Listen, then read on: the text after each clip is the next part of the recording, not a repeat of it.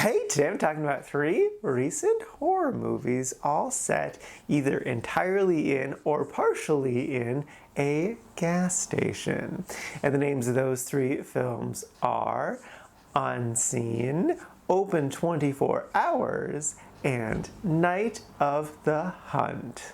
First up is Unseen. This is a 2023 film, and the basic premise is this woman gets kidnapped by her ex, but thankfully she's able to get away. Unfortunately, she has the worst vision possible. Thankfully though, she has a phone, but because she can't see stuff either close or far, she has to video call someone to be her eyes. And she calls a random number in her phone, and they use teamwork and determination to bring her to safety. Now, I like the concept. I think having to have someone guide you through the woods is an interesting idea, especially it being 2 strangers, someone who's reluctant to help because of their situation. There was some decent bonding. I like the things they bonded over. There definitely were good moments that happened within the film. It was shot decently well. There was a lot of good use of split screen. There was just dumb moments and dumb logic things. Just like the main one right away is it's incredibly rare to be both nearsighted and farsighted. It technically is possible, but it's like one eye is nearsighted and one eye is farsighted. And like, I get that they wanted a reason for her to not just put her phone up to her face and walk around like this, because if I lost my glasses, that's what I would do. I've literally done that to look for my glasses before. A more realistic thing to do though is just simply have her screen broken. That like she can touch stuff on there, sure, but the screen just stays black the entire time. That's all she'd have to do. And like the way she's able to even make a phone call in the first place is just like muscle memory of knowing where the apps are and stuff. Like you didn't have to do some science fiction-y thing to make the concept happen. It's not that hard to come up with a solution to get the concept to work. There are other dumb little moments similar to that took me out of the film at times. That being said though, none of them were as bad as that one. I did really like the concept though. I think this is a good idea that is executed okayly. It definitely needed some more ironing out. The actors are definitely not bad. They're not amazing, but they kept my attention for the most part. So yeah. Would I recommend this movie? Honestly, yeah, I would say if you're looking for just like a small, easy, low budget horror thriller film, there's definitely worse ones to watch than this. And like I said, it's got a good, unique concept that definitely has some leaps in logic, but on the whole, it's still an entertaining, interesting experience. So yes, definitely set your expectations in the correct place, but it can be an enjoyable experience as long as you do that.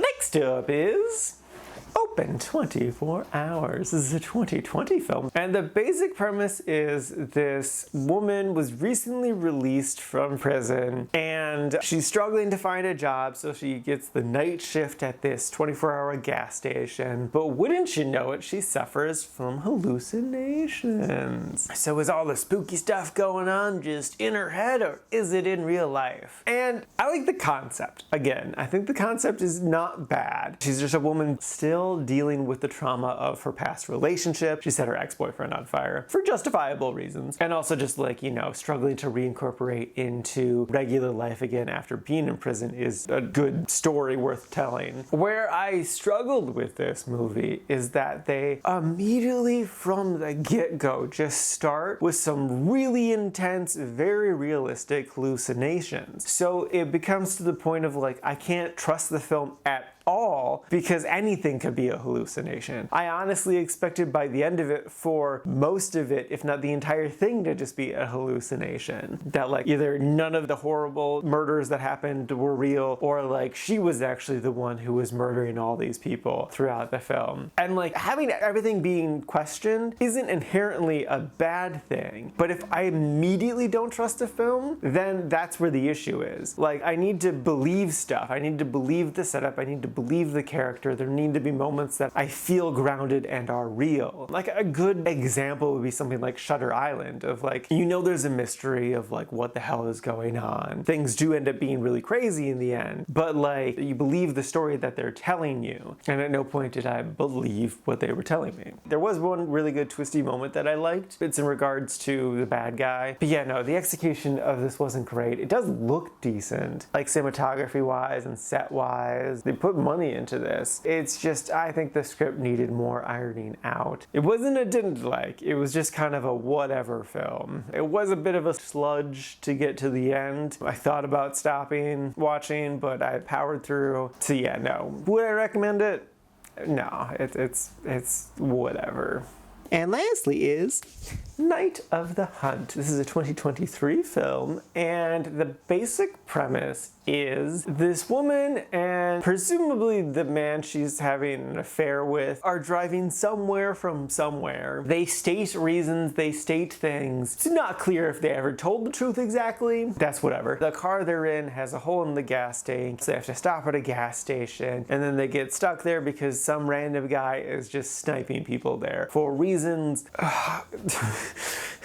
For just reasons. They literally, oh God, the movie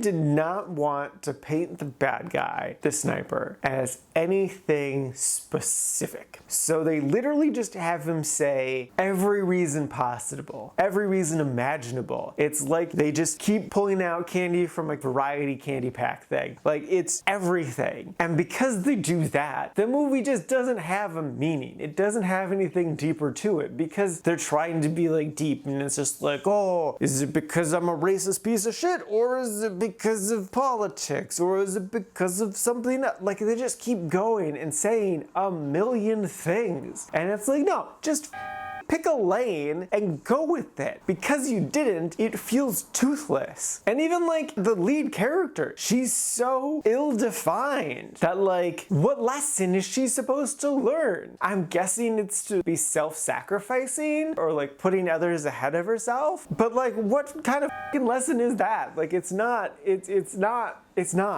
not a lesson. Like, the end is just so random. I will say they definitely, without a doubt, had a budget. It looks great. There are some really good kills. Like the last one, oh my God, the last one was fantastic. And like, there was tension at times for sure, but like, it definitely lost me hard. It's like watching someone drive back and forth across 6 lanes on a highway. Like, holy shit, dude, just stop, settle down, pick one and go with it. But they just could never decide. I am a little surprised I didn't put this in my lowest ranking of didn't like. I think it's mostly just because inherently, again, the concept isn't bad of a sniper staking out a gas station, picking people off. That's decent. That's definitely an idea worth exploring. And also, it has a budget. It looks good. I've seen so much worse films, just aesthetically speaking. But like, man, they needed to make some decisions that they just didn't. So yeah, no. Would I recommend this? No.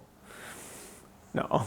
Alrighty, now for today's rankings. First up, we got Unseen, sitting at number 154 in the liked category. And then after that is Open 24 Hours, sitting at number 181 in the meh category. And then bringing up the rear, rightfully so, is Night of the Hunt, sitting at number 182 in the meh category. And these have a total of 204 old movies so far this year.